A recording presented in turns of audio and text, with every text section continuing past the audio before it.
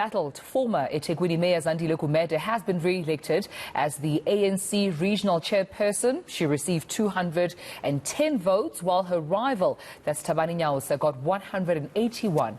Gumede, who's a staunch Zuma ally, is accused of receiving millions of rands from a company that won an irregular tender when she was eThekwini Mayor back in 2017. So to discuss this even further, we're now joined by political analyst Xolani Dube from Xubera Institute for Research and Development. I hope I'm pronouncing that correctly. Good morning. Is that Xubera?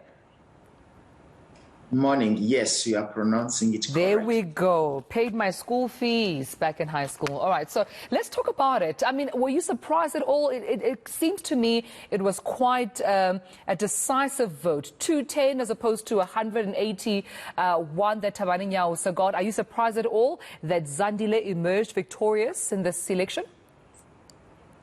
Look, we have to accept that the results of Zandile Gumede are not a bolt from the blue. You know, this is what ANC is all about. Remember that once there was Jackie Selebi, who was very arrogant toward us South Africans. But it was Thabo Mbeki who protected him when he decided to sacrifice Uspikoli.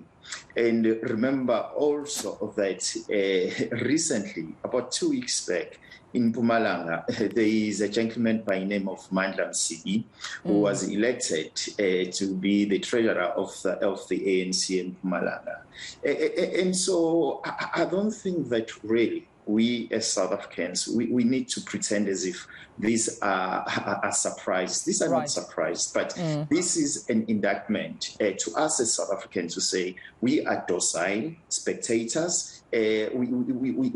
Maybe we are powerless, and we've accepted that, to keep on analyzing rather than to be action orientated when the ANC portrays such kind of arrogance towards the South Africans. So dismantle the politics for us here. We know that KZN is a hotly contested region for the ANC, also particularly for Cyril Ramaphosa as ANC president. We know that at some point they are a kingmaker. What message then is the ANC, particularly the faction that voted for Zandile Gumede, what message are they trying to send across here leading up to national conference? Look, when we talk about faction, it seems as if these are different people. You know, these people, all of them, their hands are in the cookie jar. You know, and so possible there's a scramble of their hands in the cookie jar. It has nothing to do with the well-being of the organization. It has nothing to do with also with the well-being of the South Africans in general. And so it's very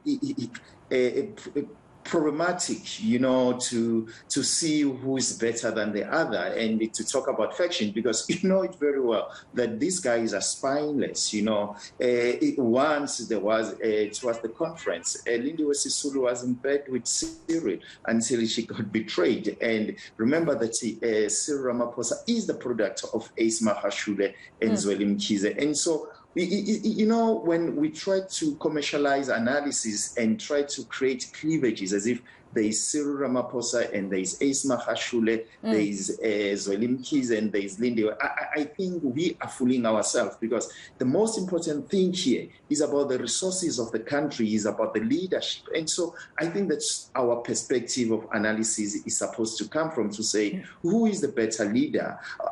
Where are the hands of these leaders? Are the hands of these leaders in their own pockets, or are the hands of these leaders in the national cookie jar? And so those are the very imperative questions that you have to ask ourselves. Yeah, well, if we have to talk about where the hands of the leaders are, at least by if anything has to go by in terms of these corruption charges, we know that she faces, that is Zandile Gumede, too many to count, charges of corruption and money laundering, just to name a few. And that leads to then the issue and the resolution around the step-aside issue. Pule Mabe being asked a question about how national, the national leadership of the ANC is going to handle this. He said, let's give time. Let's give the leadership of the KZN time to conduct business, and then we'll have to then get back to that question around the step-aside issue. So how do you then think they will decide as Luthuli House to sort of come to a conclusion around Zandile Gumede and the step-aside resolution? Okay, there is no step aside thing in the ANC. It's just there is different interpretation. But at the end of the day, I think the ANC has agreed that, look, guys, all of us, we are just rogues. And so all of us, we are what our own president, Cyril Ramaphosa, referred as hyenas, as suspects number one, and what Thabo Mbeki being referring to the ANC as in Kotoyi, as what Halima Montlane said, look, this organization is a party of the gangsters. And so if such description is from the ANC leaders. And so you and I, what credence do we have to say there's someone who's better from the other here? And so we need really not to expect any honesty from such kind of people. And so whatever that they say, is about themselves, is about them. And definitely, we've seen it for years that ANC has got a twisted moral and ethics interpretation of things. Yeah, in terms of Zandile Gumede, should we believe her when she says that should the organization ask her to step aside, she will step aside? This is, of course, before her re-election as chairperson. Do you think she will step aside if asked to do so? Look, that's the thing. We always try to zoom to an individual rather than to look at the organization, because Zandile Gumede is the procreation or is the creation of this monster. And so I think there's an umbilical cord that connects into to this monster. And so do you think that she's going to simply cut this umbilical cord by herself? The answer is no, And so we need not to fool ourselves and try to come with this kind of interpretation that says there are moral people in the ANC who simply, out of their own conviction, will cut this umbilical cord from the ANC. They are not going to do that. We know it very well. We've seen it in the past, before what you call it a step aside. And we are seeing it now. And so this is the continuation.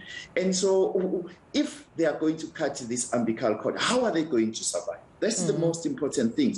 Do they have careers outside the ANC? The answer is they don't. And so don't expect that a person can simply throw away his livelihood just for the sake of trying to please the society. That is impossible. Insightful discussion. I appreciate your time this morning, Xolani Dube. Always a pleasure talking to you right here on the South African Morning.